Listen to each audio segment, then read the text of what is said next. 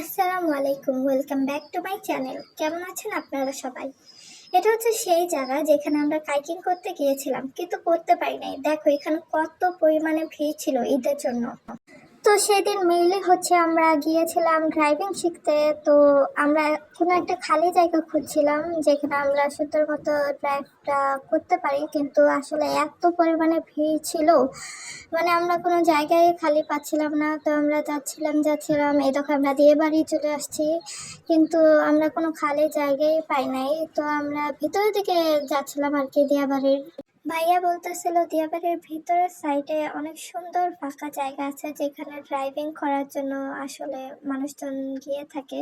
তো আমরা সেদিকে যাচ্ছিলাম, দেখো রাস্তাঘাটে কত পরিমাণে মানুষ ছিল। এটা হচ্ছে ঈদের কিছুদিন পরের ব্লগ, আসলে আমি এডিট করতে পারি নাই কারণ আমি অনেক বেশি ব্যস্ত ছিলাম। তো যাই হোক, আমরা আস্তে আস্তে দিয়াবাড়ির দিকে চলে আসছি। এই দেখো এটা হচ্ছে দিয়াবাড়ি, এখানেও অনেক বেশি মানুষ ছিল, যেহেতু এখানে ছুটির দিনে অনেক বেশি ভিড় থাকে অলওয়েজ। তো আমি যখন কলেজে পড়তাম তখন প্রায় কলেজ ফাঁকি দিয়ে ফ্রেন্ডদের সাথে এখানে ঘুরতে আসতাম। এখানে আমার অনেক স্মৃতি জড়িয়ে আছে ফ্রেন্ডদের সাথে, আর এত মানে ভালো লাগতো, তখন অনেক মজা করতাম। এখানে কাশফুল হতো, এগুলা দেখতে আসতাম আমরা। আর দিয়াবাড়ির এই বিল্ডিং গুলোর ভিতরে পরিবেশ অনেক বেশি সুন্দর, মানে গেলে মনেই হবে না যে আমি বাংলাদেশে কোনো জায়গায় আসছি। এত সুন্দর পরিবেশ, কিন্তু এইগুলার রুম গুলো কি অনেক ছোট ছোট রুম, যার কারণে আমার আপু চেয়েছিল এখানে বাসা ভাড়া নিতে, কিন্তু অনেক ছোট ছোট রুম, যার কারণে নেয় নাই। তো দেখতে দেখতে আমরা আমাদের গন্তব্যস্থলে চলে আসছি। আসলে এই জায়গাটা অনেক বেশি ফাঁকা ছিল, এর আগে আমি কখনো এই জায়গায় আসি নাই। তো এই দেখো আমার আপু গাড়ি ড্রাইভ করা মানে শিখতেছে।